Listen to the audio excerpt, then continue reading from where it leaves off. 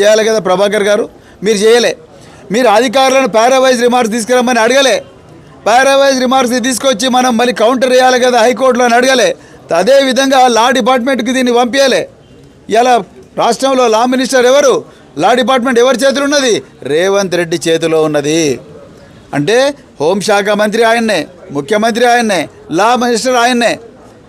మీరు రేవంత్ రెడ్డి కలిసిన ఈ గూడు పుటాని వల్లనే ఈరోజు హైకోర్టులో గౌరవ న్యాయమూర్తి గారు 4 సార్లు అవకాశాలు ఇచ్చినా కూడా మీరు కౌంటర్ దాఖలు చేయలేదు. అడుక్కున్నాడు మీ అడిషనల్ అడ్వకేట్ జనరల్ను. అయినా కూడా మీ అడిషనల్ అడ్వకేట్ జనరల్ కేసుకు 3 లక్షల రూపాయలు తీసుకుంటారు కదా అడ్వకేట్ జనరల్.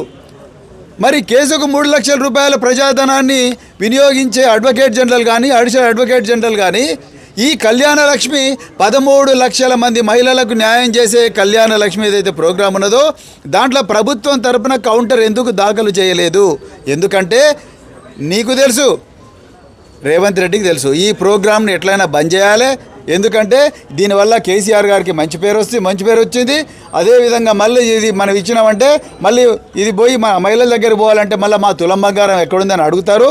మనం 2023లో తులం బంగారం ఇస్తామన్నాం కదా, ఈ తులం బంగారం ఎక్కడ అమ్మాయిలు అడుగుతారు. కాబట్టి గత 9 నెలల నుంచి ఈ ప్రోగ్రామ్ను బంద్ చేసిండ్రు.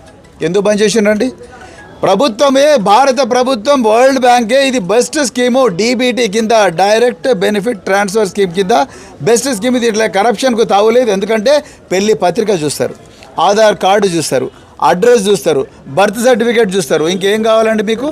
పెళ్లి ఫోటోలు కూడా చూస్తారు. డైరెక్ట్ పెళ్లి పందిర్లోకి పోయి మా కంచర్ల భూపాల్ రెడ్డి గారు, నోముల భగత్ గారు, మరెందరో ఎమ్మెల్యేలు పోయి డైరెక్ట్ పెళ్లి మండపంలోనే, కళ్యాణ మండపంలోనే కళ్యాణ లక్ష్మి చెక్కులు ఇచ్చిన చరిత్ర భారత రాష్ట్ర సమితికి ఉన్నది. ఇలా మీ పుణ్యమాని వాళ్ళు తల్లులైనరు, వాళ్ళు అమ్మమ్మలయ్యేదాకా మీరు వాళ్ళకి చెక్కులు ఇచ్చే పరిస్థితి లేదు.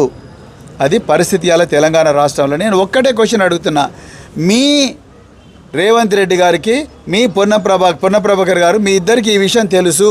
ఇది పిఐఎల్ పడ్డదన్న విషయం తెలుసు, ఈ అడ్వకేట్ జనరల్ అపియర్ అయ్యండి అన్న విషయం తెలుసు. కానీ మీరు ఇన్స్ట్రక్షన్స్ ఇవ్వలేదు కాబట్టి ఆయన కౌంటర్ దాఖలు చేయలేదు.